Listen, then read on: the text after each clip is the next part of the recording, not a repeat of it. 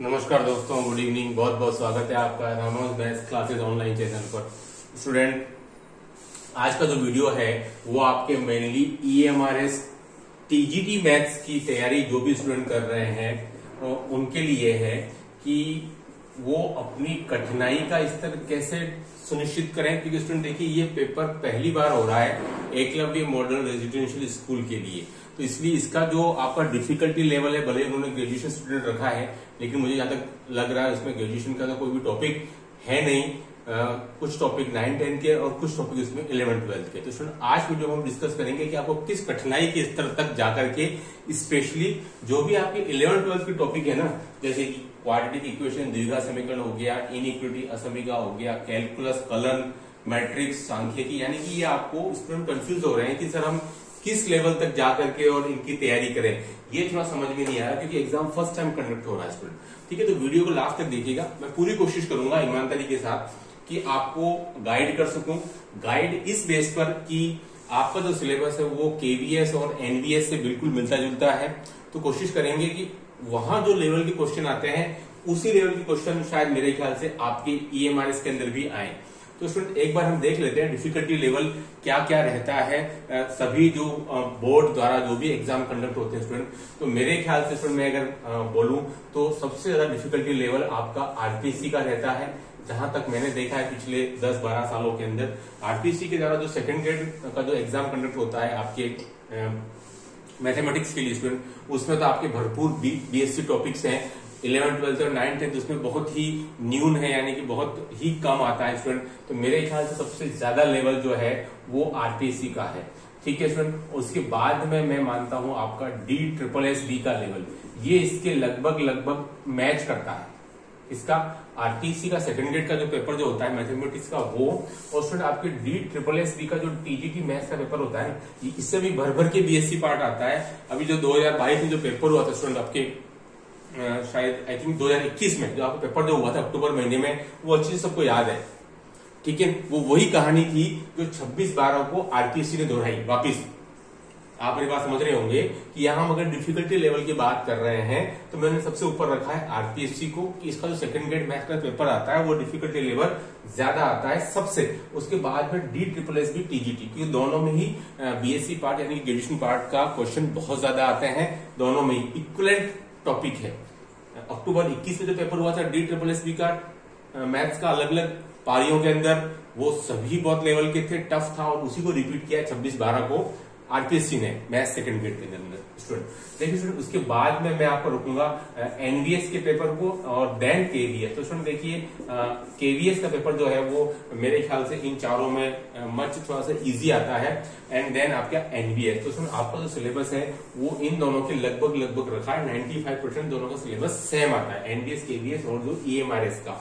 अब देखिए स्टूडेंट, हम बात करेंगे कि इसमें मैंने वो टॉपिक छांट लिए हैं जो कि आपके 11th और 12th लेवल के हैं। ठीक है, 9-10 वाले मैंने टॉपिक नहीं दिए। उसके लिए अगर आप मुझे क्वेरीज आएंगी तो एक नया वीडियो और बना लेंगे।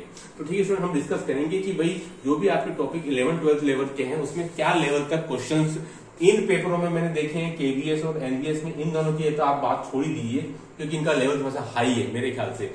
ईएमआरएस का इतना हाई नहीं रहना चाहिए। बाकी तो फर्स्ट टाइम पेपर हो रहा है, कुछ भी प्रोडिक्शन करना थोड़ा मुश्किल है, लेकिन हम अगर एक बेस लाइन बनाए तो इन दोनों को एक बेस बना सकते हैं। आप उनके पिछले सालों के पेपर आप देख सकते हैं स्टूडेंट।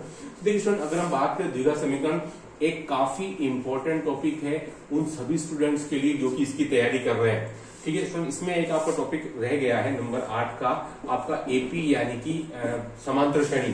तो इसमें टोटल आपके 16 टॉपिक हैं। तो इसमें आप देख सकते हैं जो 8 जो है ना वो आपके 11-12 लेवल के, और जो बाकी जो रेस्ट ऑफ 8 है वो 9-10 के हैं।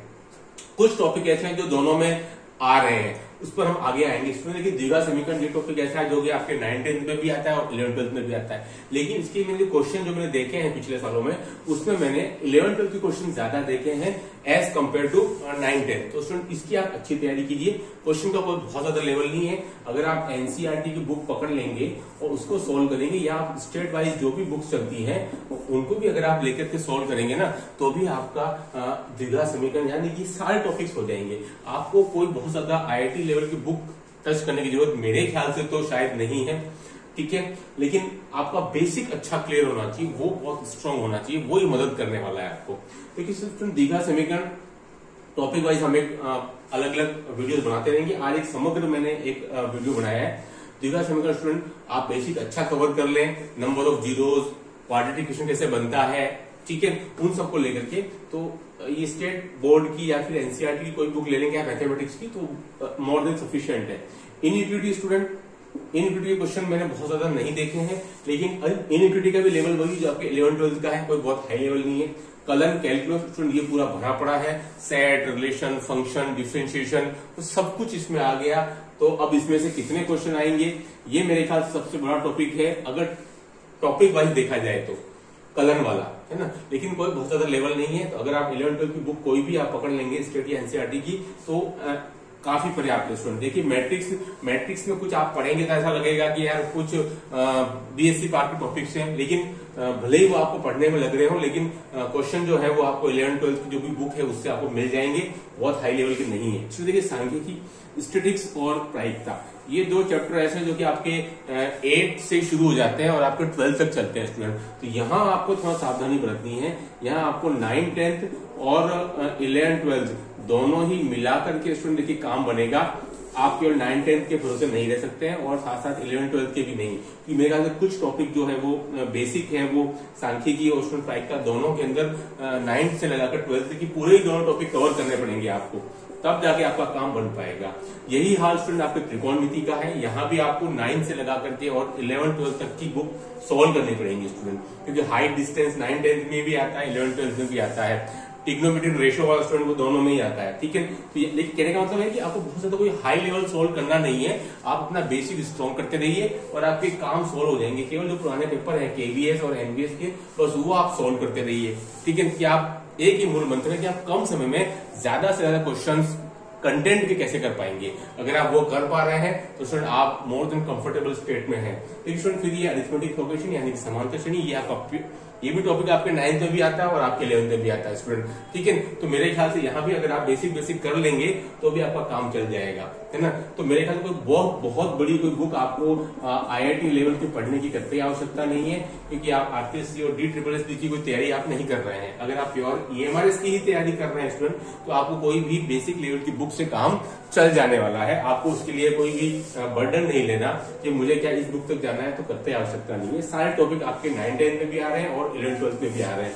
केवल मैं कलन को छोड़ दूं और असमिका को छोड़ दूं, बाकी सारे टॉपिक आपके 9-10 में भी रिपीट होते हैं। तो आपको उधर से लेकर के और आपको 11-12 तक आना है, ठीक है। न तो आप 9-10 पर रह सकते हैं, नहीं 11-12 पर रह सकते हैं, यानी कि आपको पूरा कवर करना पड़ेगा विद बेसिक, ठीक है। तो आप अपनी स्पीड बढ़ाइए और तैयारी करते रहिए स्टूडेंट। मेरे ख्याल से आपका बहुत जल्दी इसकी जो डेट है वो शायद अनाउंस हो जानी चाहिए। मोस्ट प्रोबेबली शायद दिसंबर सुनने में आ रही है, लेकिन कोई बात नहीं, फॉर्म भरे हुए फिर आपको मौका मिला है, अच्छा समय मिल रहा है स्टूडेंट को, सीटें भी ठीक ठाक हैं, तो आप तैयारी करते रहिए और सफलता जरूर मिलेगी स्टूडेंट। देखिए हमारे द्वारा जो ईएमआरएस पीजीटी की स्टूडेंट हमने पीडीएफ तैयार की है 800 क्वेश्चन की, टीजीटी की नहीं है ना, वो आपको मिल पाएगी ओनली 80 रुपीज के अंदर, पीडीएफ फॉर्मेट में आपको मिल जाएगी 800। उसमें क्वेश्चन है विद सॉल्यूशन पीजीटी के लिए। अगर आप चाहते हैं तो मेरे को इस व्हाट्सएप नंबर पर आप मैसेज भेज सकते हैं स्टूडेंट। उम्मीद है कि मेरा ये जो वीडियो मैंने आपको बताने की कोशिश की है कि आपको किस डिफिकल्टी लेवल तक पढ़ना है, उसके अबव जाने की जरूरत नहीं है, तो ये आपकी तैयारी में मददगार साबित होगा। और कुछ भी आपकी अगर रुचि होगी या कुछ भी अगर आपका क्वेरीज होंगी तो आप मुझे मैसेज करके भेज सकते हैं, पूरी कोशिश करूंगा मैं उनका जवाब दूंगा। नेक्स्ट वीडियो में स्टूडेंट मैं कोशिश करूंगा कि आपको टॉपिक वाइज कुछ चीजें बेसिक पढ़ाना शुरू करें, ताकि वो आपके लिए बहुत ज्यादा फायदेमंद साबित होगा। आज के वीडियो में इतना ही। Do like share subscribe channel. Thanks, धन्यवाद।